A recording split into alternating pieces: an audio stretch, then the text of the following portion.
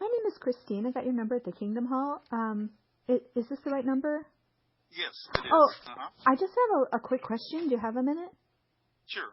Oh, okay, cool. Well, I was talking to somebody online on the internet, and I've wanted to discuss the Bible with a Jehovah's Witness, and he is willing to do that.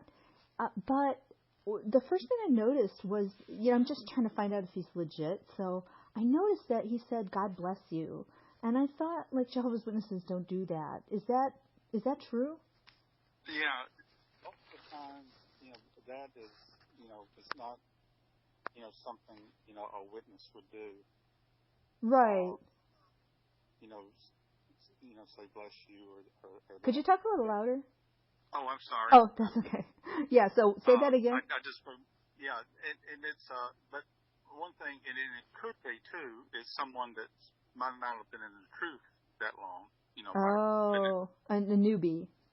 And right, it's just for a while, and then, grew up saying that, and, habits are hard to break. Oh, I see. Well, it was in an email, so I'm, Yeah. Yeah, I just trying to find out if he's fake or not. I just want it to be a legitimate Jehovah's Witness. There's so many fake everything on the internet. Right. So, what is the reason that you can't say that? Well, it's really no reason. It's just, humans just can't bless, anyone, and it's just more so a saying of, from the churches of that. Let me ask you, how did you contact him online? Oh, through YouTube. Oh, the best way, if you wanted to talk with someone, the safest way, you go online to jw.org, and there you can request. You can, a Bible study or to learn more about the Bible. Oh, okay. And that way, they would have someone contact you. Yeah, maybe if he's either fake or new, might not be that profitable anyway. What you said about God bless you, did you ever hear the Aaronic blessing? Yahweh bless you and keep you. May his face shine upon you and give you peace. I've heard that before. Yeah, it's similar to saying God bless you, isn't it? I think so. Yeah, okay. Well, you said it was from churches and stuff. It just kind of reminded me of that verse. But okay, hey, well, thanks for your help. Yeah, if you go on the jw.org, you'll see it'll say like a request a Bible study. Okay. To learn more about the Bible. Okay. And you put that in, and it's done electronically. And two, what's neat on there? Let me tell you about this before it'll help you study some more about it.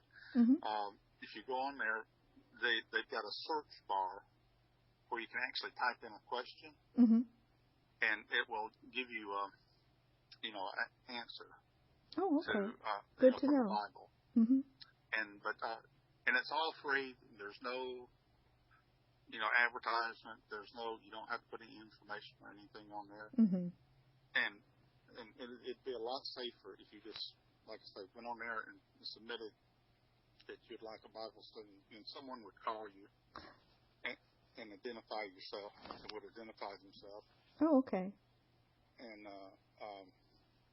you'd know that it is, because I don't recommend anyone that's on the internet. There's so many imposters about, in every way.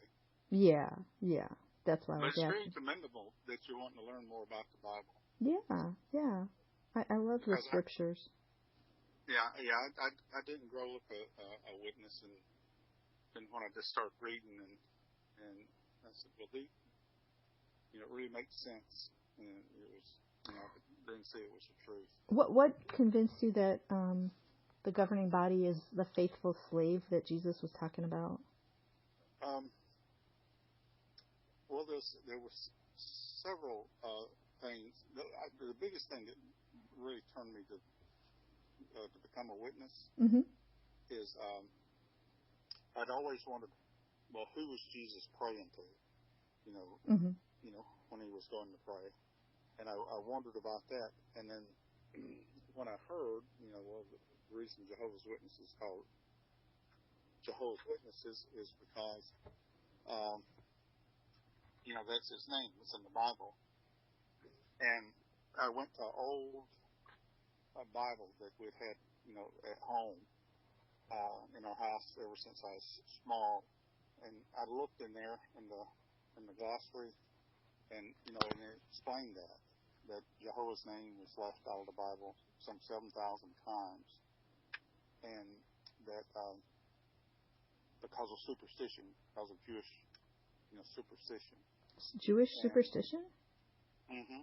And even the Swiss, why does it have a note in the front of Bibles then that when you see that it means the divine name Yahweh? Yeah, Yahweh. It's how it is pronounced. Yeah, that's explained. I think that one reason might be that they didn't want to guess at the letters. You know what I mean? You just put YHWH, which is all we know. Right. And then what does a person think that is? I mean, just the average person, like, what's that? So they just use capital LORD and they make a note of it. So if they had a superstition, or were trying to trick you, would you think they would put a note about that? Or it's kind of commonly known. Yeah, but why they left it in there 4 times? It was left mm-hmm. in, the King James 4 mm-hmm. times, but it was taken out, all the other places. But that's, like I say, that's one thing that really helped me. But if you contact, like I say, just jw.org, okay. It'll bring up their website. Just one thing though, I mean, I didn't really ask you about what convinced you their teaching, but really, when you think about it, the core belief is that those 8 men are God's only channel on earth, right? The faithful slave. That's what I'm asking you. What convinced you of that? Well, just that he was going to have, someone, a channel. He's always had a channel. A channel? A channel? Like if I look up the word channel, it would be in the Bible? No. Oh, I see. Okay. Just like in past, they had the kings, in ancient times. Then they had the judges, the different judges that he used, and then he talked about this, faithful slave, and you'd be able to see by their works, and by what they were doing, that that it was the right channel or what he was using. But like I say, it's if you go to jw.org, really it can get you some get someone to. Great, that'll be great. One more thing about what you said. When you look at the history of their teaching on who is the faithful slave, there's been so many different ones. So, which one is it? Yeah. Well, see, it goes back to, the Bible says in Revelation chapter 14, in verse 1, that there'd be 144,000 that would go to heaven. Okay, but I was asking about the faithful slave. They did teach that at one time. They did teach it was 144,000 at one time, but it's not anymore, right? No, it's still, there's 144,000 that will go to heaven. No, I'm talking about who is the faithful slave. Yes, but that's what I'm saying. Out of 145, it has to be ones that's out of 144,000 that would be one that would be on that governing body of that faithful slave that would be. What?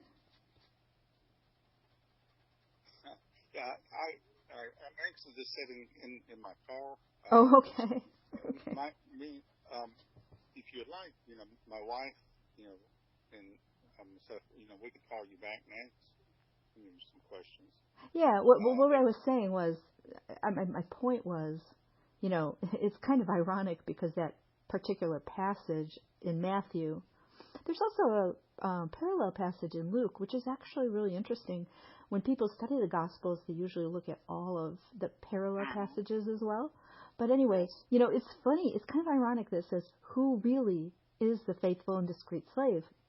And when I've seen the history of who the Watchtower says is the faithful slave, it's been about 5 or 6 different things, 5 or 6 different definitions. So, you think, who really is the faithful slave? Like, the governing body just decided to make themselves it after it was the 144,000 and it was Russell at one time and it was Jesus and the 144,000 and the 144,000 in the governing body, and finally they got rid of the other 100 and whatever thousand. So what inspires confidence about that kind of history? Well, let's